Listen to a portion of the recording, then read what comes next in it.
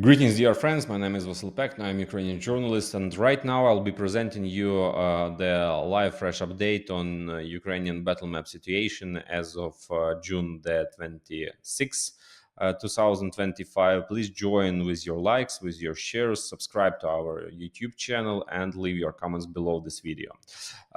Don't forget to do these obvious things. So let's start with the review of our Ukrainian southern battlefield region, because there are kind of interesting things which are going on right now there. So let's start with that. Every voice matters. Join our community, support independent journalism, and help us bring you the truth from Ukraine. Become a member of Ukraine Today. Join us now. Well, let me begin. I'll start today's review from the south. What am I showing right now? This is the Tokmak area, a temporarily occupied territory of Zaporizhia.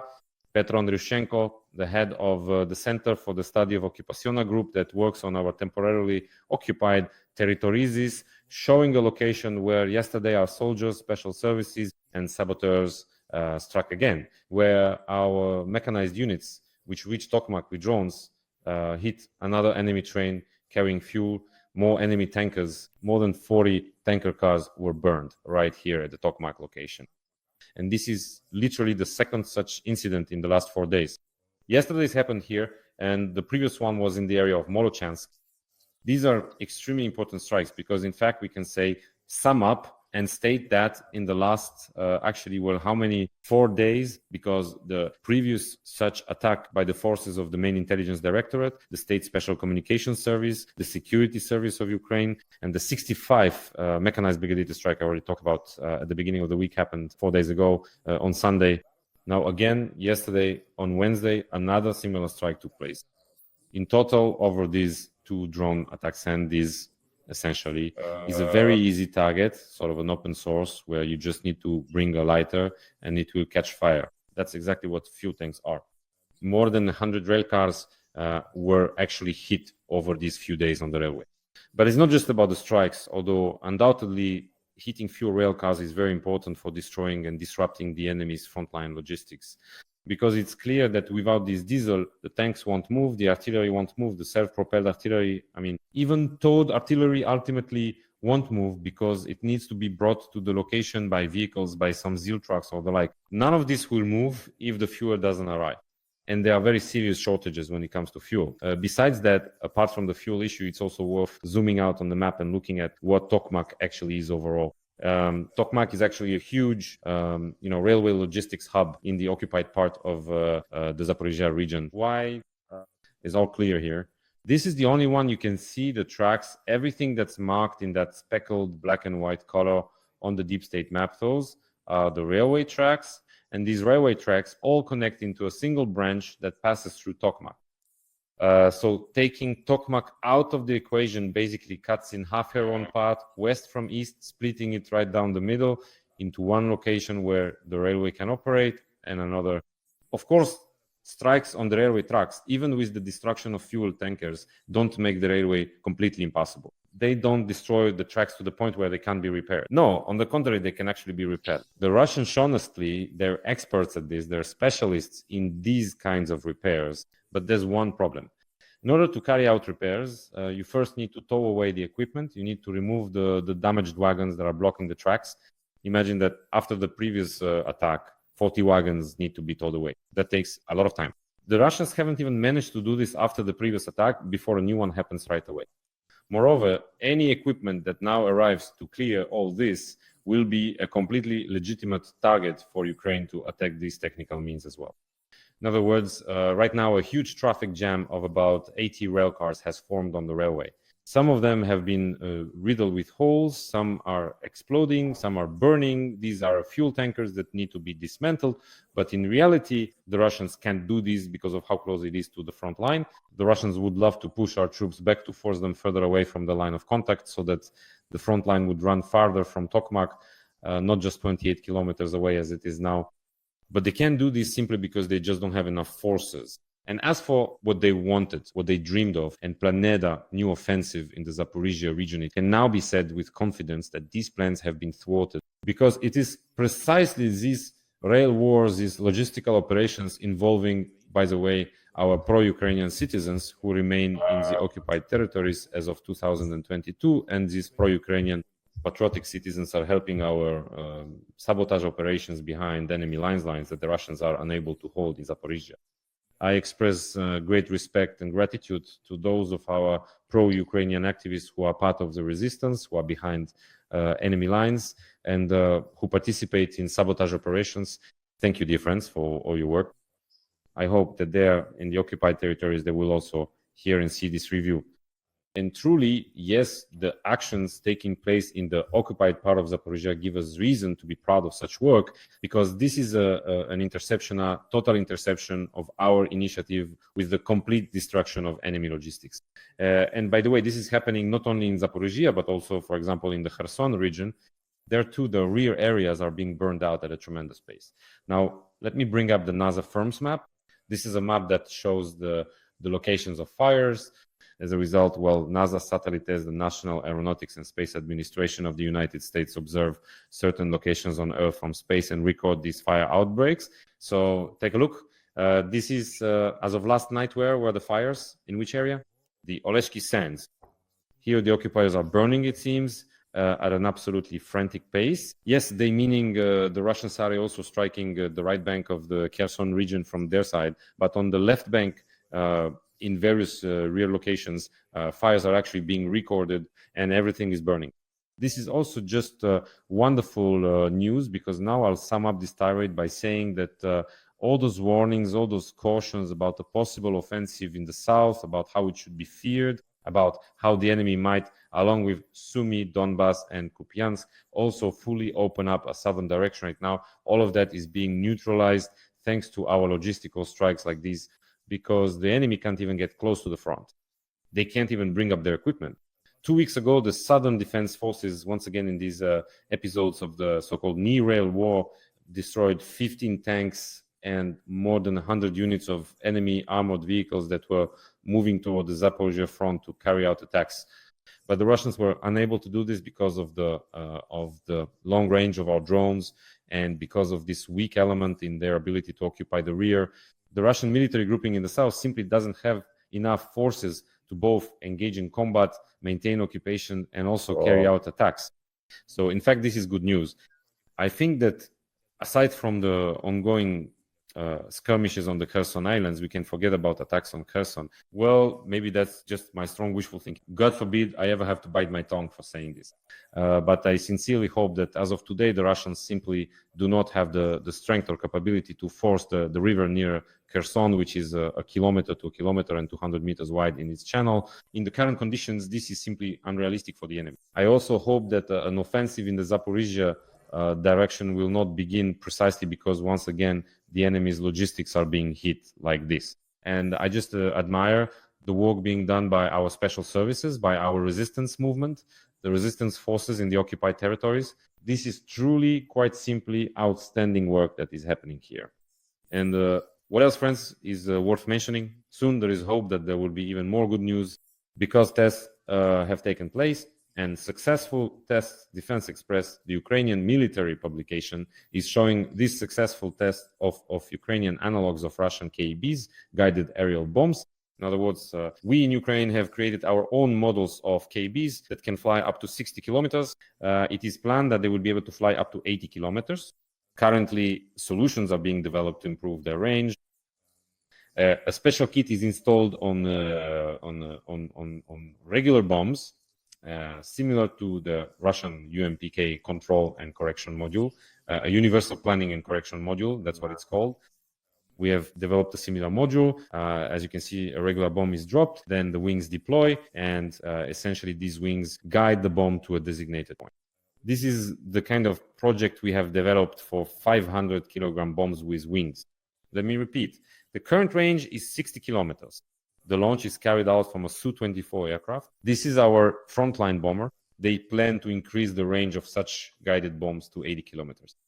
The only drawback is the high cost, because the price of one such item is approximately 1,200,000 hryvnias, or the equivalent of $25,000. Although to be fair, I should say that artillery shells produced in Europe, the 155 mm NATO caliber, well, they are cheaper, but not by much. There is one shell, if I'm not mistaken, costs about $5,000. So for an aviation bomb like this, our Ukrainian KAB, even $25,000 is not too much to pay. But of course, we understand that in Ukrainian realities, this is quite a significant amount of money. And this is essentially still the main restraining factor for completing work on this project. But Ukrainian KABs already exist. Soon they will be deployed in greater numbers.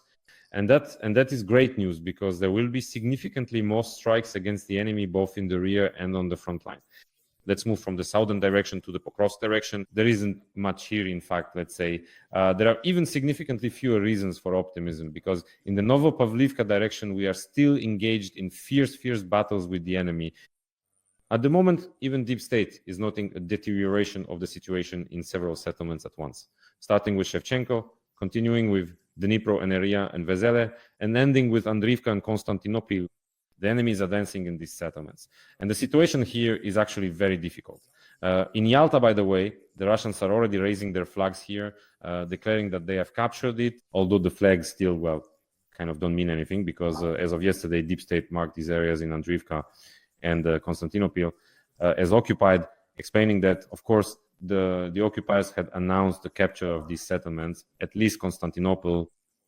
The Russians captured this settlement 3 times in their reports, and not just reports from some war correspondents, but from the Ministry of Defense of the Russian Federation. They claim to have taken Constantinople 3 times, and then they would resume the assault again, then launch another attack, and the whole thing would start all over again. Now, they have actually taken Constantinople. The thing is, here on the Novopavlivka front, the situation is quite peculiar.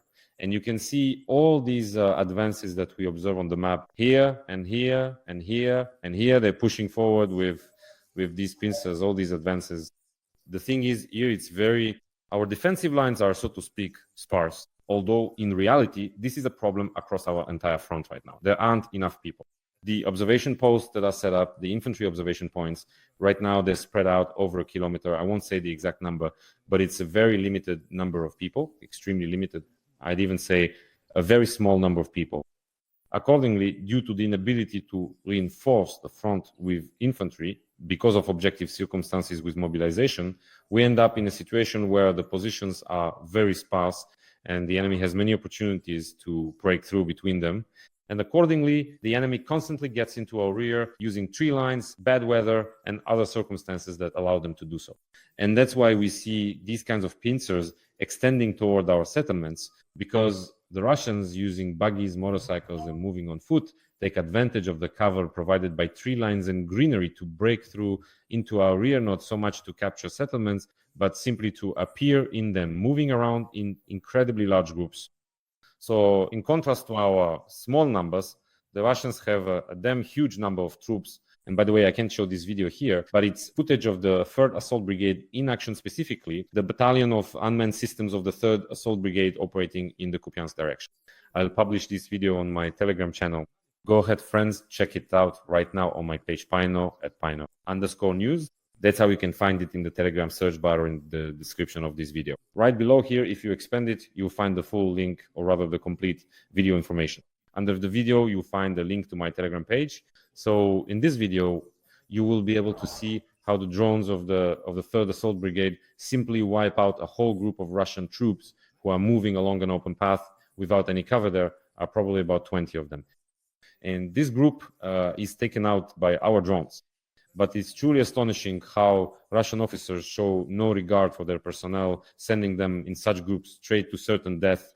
And that's exactly why I can't show this video in this review, because YouTube will simply ban it due to the large number of eliminated Russians. But you really have to see it to understand how many of them are actually moving on the front line. So head over to my Telegram channel, and there you'll find the video from the 3rd Assault Brigade. And in fact, this large number of enemy troops and the small number of our positions are the main causes of the problems on the Novopavlivka front, where unfortunately, as you can see, the enemy is having relatively significant successes. Besides this, apart from the Novopavlivka direction, there are actually 3 points now being formed where the enemy is pushing towards the borders of the Dnipropetrovsk region. 1, 2, 3. There is also a fourth point. This is the area of Udakhne to the south of Pokrovsk. But here, there is not only the informational context of reaching the borders of the Dnipropetrovsk region, but also a significant economic context. Because yesterday I read some interesting information. I knew this before, but just refreshed my memory that in Udakhne, in fact, we have a major economic interest since one of the country's most important industrial enterprises is located here. The largest coking coal mine in Ukraine, the Pokrovska mine, is located in Udakhne. And this mine extracts a special type of hard coal. As I understand it, it is currently not operational, but it could be brought back into operation if our armed forces carry out some counteroffensive actions in this area. The thing is, this mine is extremely important for our steel industry. It produces well, it extracts coal that is used to make coke, which in turn is the most important element in Ukrainian style steel making. And this steel industry brings us huge foreign currency revenues. This is big business. These are industrial giants who use it. Ultimately, it also supports the armed forces of Ukraine. Ultimately, it is also about the production of Ukrainian steel. That's why this village with its mine is so important, because the Russians want to seize it and inflict the greatest possible economic damage on us. Because earlier, at the beginning of the year, I think it was, or maybe even at the end of last year, when the Russians were rapidly advancing toward Pokrovsk, they entered another settlement that also has such a mine. That was in Pishan, the village of Pishan. There was also a strategically important coal mine here. But unfortunately, because the Russians entered this area, and in order to prevent them from using it as a shelter, our troops were forced to blow it up. The Russians want us to do the same thing in Udakhne, right here. Either they want to seize it themselves or force us to blow up this strategic resource like the mines. That is why they are attacking here in a way that aims to inflict maximum economic damage. By the way, we shouldn't underestimate the fact that with the Shaheds and missiles which they use to attack our rear areas, they are also inflicting significant economic losses on us. And already now the GDP growth rate that was forecasted by the National Bank before the start of this year has actually dropped by almost half due to such attacks on our rear. And this is also a very serious context that for some reason is being overlooked. We talk a lot about Trump, about his actions, his statements, his behavior, his relationship with Zelensky, and so on, about whether he will give us weapons or not. We talk much less about combat operations, about specific frontline directions than we do about Trump, and we almost never talk about the economy. And if we don't have an economy, then we will have a huge gap and a huge problem that we won't be able to handle in a situation of, well, a real war of attrition. I'll say a few words about the north, about Sumy. Apart from the fact that the situation is relatively stable with the Russians' attempts to continue their attacks. In particular, there are very serious attacks towards Yunakivka. The Russians have no regard whatsoever for their infantry, absolutely no regard for their infantry in the area of Andrivka, which was recaptured not so long ago by our 225th Assault Regiment. The fact is, they really do have resources. They have infantry, they have cannon fodder that they are driving straight to slaughter in this Sumy direction. It is being destroyed, particularly here in liberated Andrivka. The Rangers of the 71st Brigade are showing a massive attack by Russian Banzai motorcyclists on motorcycles. An attack that, of course, ends in absolutely nothing. But the Russians, so to speak, were hoping for something. These are what they call motorcycle anarchists, motor assault troops, meat assault troops. All of them were destroyed by the drone operators of the 71st Ranger Brigade, which among others is now operating in the Sumy direction, and therefore is asking for donations, for support our friends in the defense forces. They need it now more than ever. I understand that it might sound somewhat, let's say, cliche that the armed forces need your support now more than ever, but this is truly the honest truth. And these kinds of destruction in the Sumy direction, where the Russians have no regard for their infantry at all, are ongoing. They keep throwing in more and more infantry again and again in ever greater numbers. But for now, it is still possible to keep the positions in the Sumy region under relative control, which cannot be said entirely about the area along the Kupiansk-Lyman axis. Earlier, I already reported about our problems in the area of Dvorishna. This is north of Kupiansk, where the Russians are advancing. Previously, we had an ongoing situation with the problematic Lyman direction, which still has not been resolved. The Lyman direction, where the Russians are trying to push toward the Oskil River, in order to reach the Oskil River line and thus ease their defense here a bit, because it is much, much easier to defend along the river. And in order not just to reach the Oskil, the Russians are actually splitting our entire left bank Oskil, grouping into 3 separate sections. Previously, they split it into the Kupiansk section, and now they are trying to isolate Borova from Lyman. And this movement in the Lyman direction is aimed precisely at that. The problem is that now the Russians have activated another advance in this direction. This is here in the Luhansk region, in the area of the settlements of Khekivka and Makivka. Khekivka, which by the way was recently occupied by the enemy and marked as such on the deep state map. Novomikhailivka, Khekivka are occupied in this direction. As I already mentioned, Putin's units are moving toward the Oskil. Essentially, this is their main goal: to reach the banks of the Oskil, secure their positions, hold them, and not expend too much effort.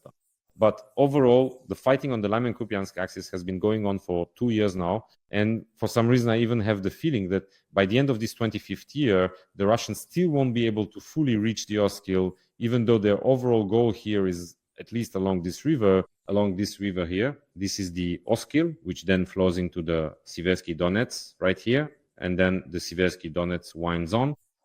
So along these rivers, to establish here such a stable defensive line that would not require the involvement of many forces. This is what the Russians are striving to achieve.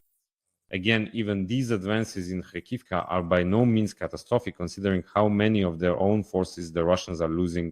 Frankly, they should have not only captured Khekivka long ago, but also broken through our front line. They should have reached the Oskil River, captured Kupiansk, taken Chasiv Yar and Toretsk, been fighting for Kostiantynivka, and continued to encircle Pokrovsk. None of this is happening. Therefore, we can say that our troops' defense has been quite successful in repelling the enemy's summer offensive campaign. That's the situation at the front, my friend. Thank you for your attention. Take care of yourselves. All the best, and see you next time.